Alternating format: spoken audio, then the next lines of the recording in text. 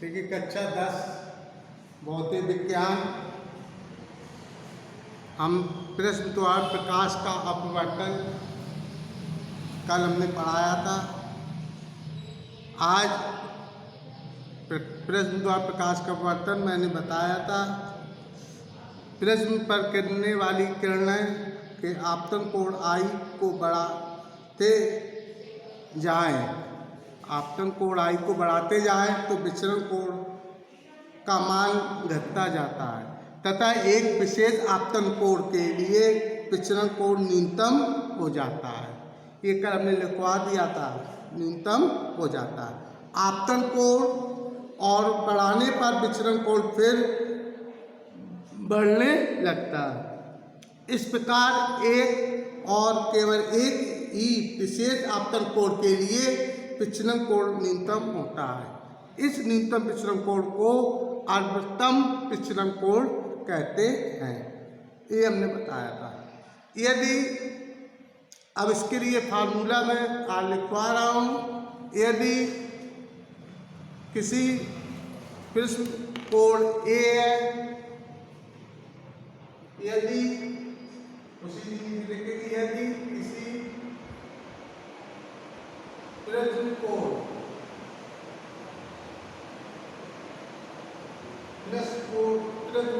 ए तथा किसी रंग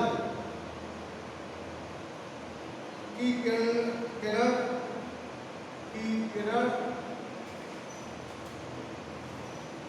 के लिए अधिकतम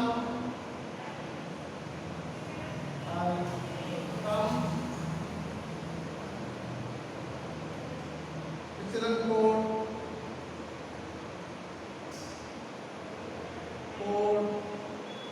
का m है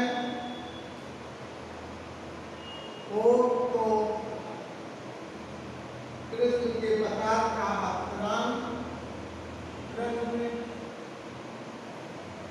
के प्रकार का अपवर्तन n बराबर sine A plus n upon 2 upon sine A है। ये आपने आपको ये सूत्र हो जाता।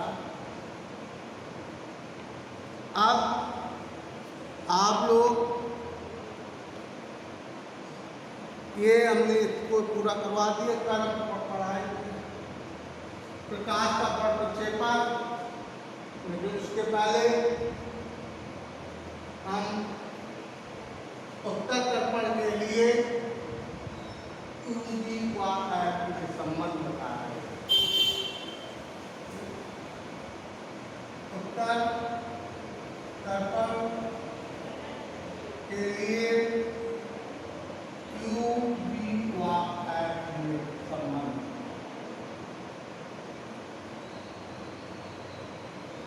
उत्तर दर्पण के लिए तो ये हम ये उत्तर दर्पण है,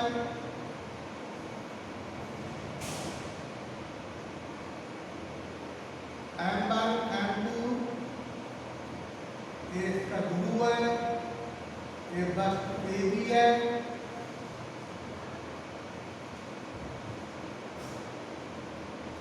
एक तरफ कक्ष के समांतर जा रही है KM, ये इस तरीके से दिख रही बात हो, लेकिन इसको पीछे बढ़ाने पर मुख्य फोकस ऐप पर मिलेगी।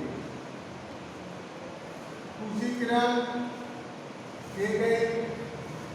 यदि ये किरण वक्ता के जाकर मिले, यहाँ पर मुख्य के वक्ता के ऊपर सी पर मिल रही है तो एक किरण उसी मार्ग से वापस आ जाएगी।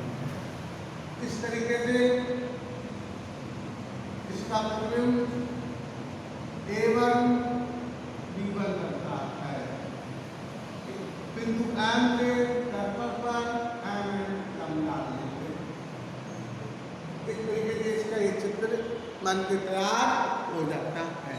उत्तर तर्पण के लिए ईवीएम में संबंध चल रहा है। अब हम इसको दोबारा बता रहा हूँ, याद रखिए, तो 3 बार बता दो, अब ये आ जाना चाहिए। तो इसमें पहले हम पीपी दूरी होगी माने क्यू, V1 की होगी जी, PF होगी F और CP होगी R यानी 2F। इस तरफ की दुनिया माइनस होती है, तर्पण की इस तरफ की दुनिया प्लस होती है, इसलिए दुनिया प्लस की होती है, ये प्लस ए केवल U माइनस का होगा। अब देखिए हम त्रिभुज ABC समूह त्रिभुज A1 B1 C होंगे, ये दोनों समूह हो गए। समूह त्रिभुज की संगत भुजाओं के अनुपात बराबर होते हैं, इसलिए AB अपॉन A1 B1 बराबर BC अपॉन B1 C होगा। ये समीकरण 1 हो जाएगा। इसी प्रकार से हम फिर त्रिभुज लेंगे, त्रिभुज NF समूह त्रिभुज A1 B1 F होगा। ये त्रिभुज और ये त्रिभुज समूह होंगे। समूह त्रिभुज की संगत भुजाओं के अनुपात बराबर होते हैं, इसलिए MN अपॉन A1 B1 बराबर PF अपॉन B1 F होगा। अब क्योंकि NN या ANNB एक आयत बनता है, क्या बनता है? आयत, इसलिए NN जो होगा वो AB के बराबर होगा। तो यहाँ MN की जगह हम AB लिख देंगे, तो AB अपॉन A1 B1 बराबर PF अपॉन B1 F होगा। ये समीकरण 2 ले समीकरण 2। अब समीकरण 1 व 2 से 1 व 2 से चलेंगे, इसके पाया पक्ष बराबर है तो पाया पक्ष भी बराबर होंगे। 1 व 2 से लिख सकते हैं BC अपॉन B1C बराबर PF अपॉन B1 F। क्या अब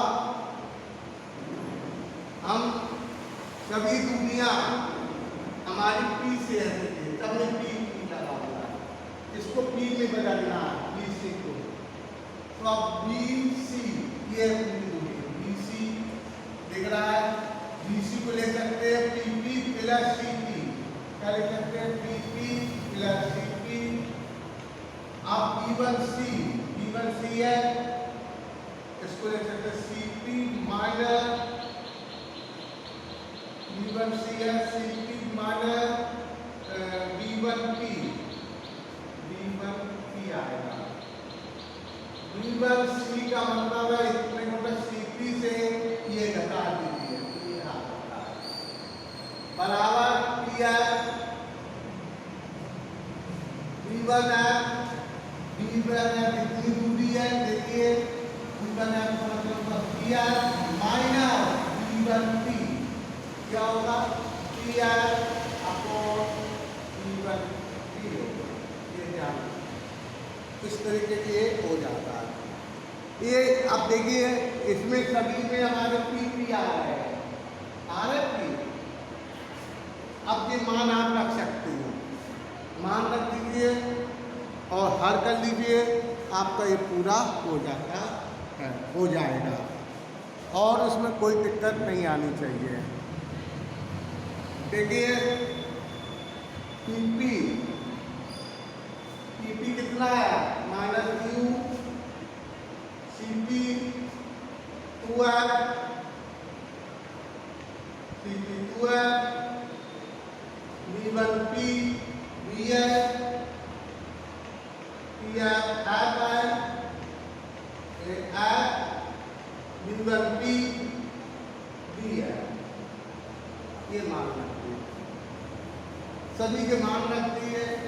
अब क्या करेंगे, इनका तिर्यक गुणा कर लेंगे। क्या कर लेंगे, तिर्यक गुणा कर लेंगे।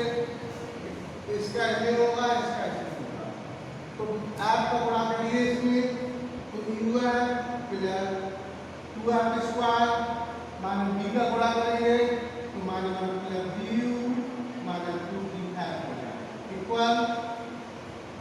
अब इसका गुणा इसमें होगा तो 2f स्क्वायर माइनस बी है, 2f स्क्वायर कैंसिल, देख लीजिए कैंसिल होगा, बराबर किस तरह बनेंगे।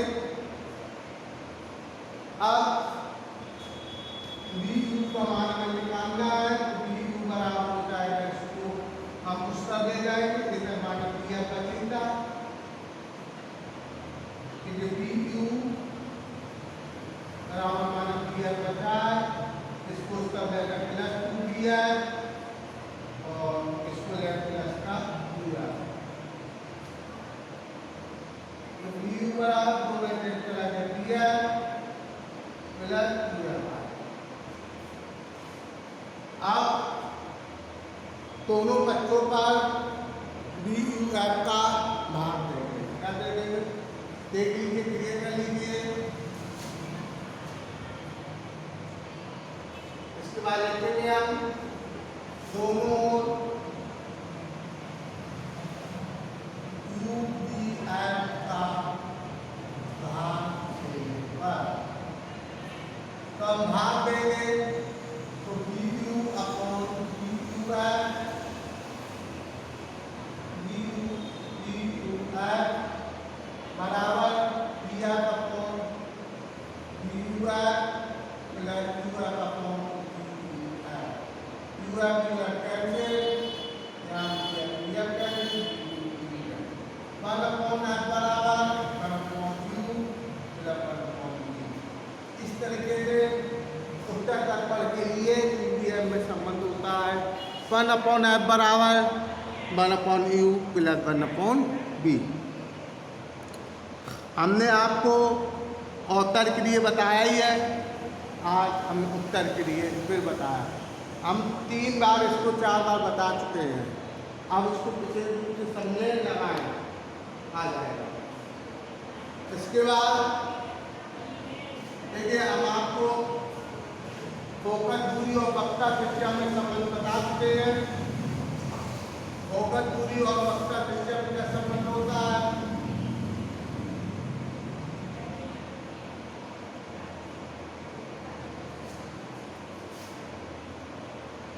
फोकस दूरी और वक्रता त्रिज्या में संबंध, फोकस दूरी व वक्रता त्रिज्या में संबंध है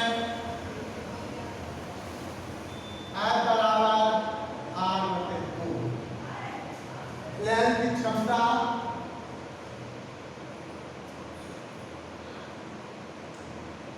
P बराबर 1/f, आप यहाँ कहाँ में है, मीटर में है, इसका मात्रा दायित्व होता है। अगर f सेंटीमीटर में है तो 100 तो मात्रा दायित्व ही रहेगा। रेखीय आवर्तन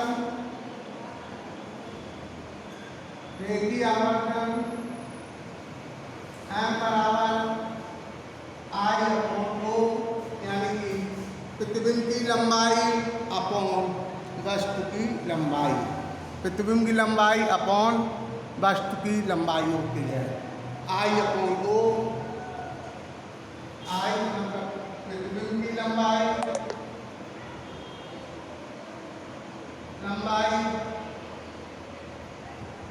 अपॉन 2 का मतलब होगा वस्तु की लंबाई।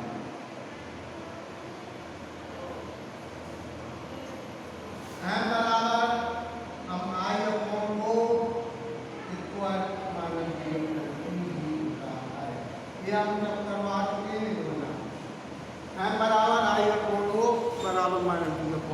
भाई रेखीय आवर्तन की परिभाषा से I/2 आता है, जब कोली दर्पण के सामने कोई वस्तु रखी होती है तो उस कोली दर्पण द्वारा बने हुए प्रतिबिंब की लंबाई और वस्तु की लंबाई के अनुपात को रेखीय आवर्धन कहते हैं। इसे m द्वारा प्रदर्शित करते हैं।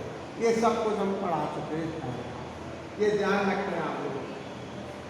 लेंस की समतल परिभाषा, यदि लेंस की फोकस दूरी को मीटर में नापी जाए तो फोकस दूरी के व्युत्क्रम को लेंस की क्षमता कहते हैं। इसे P द्वारा प्रदर्शित करते हैं। इसका मात्रक डायरेक्टर होता है।